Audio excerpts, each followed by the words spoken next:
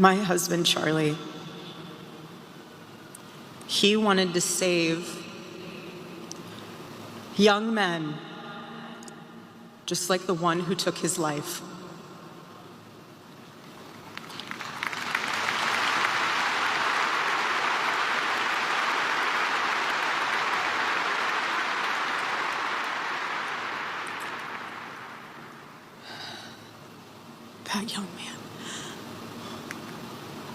That young man, on the cross, our Savior said,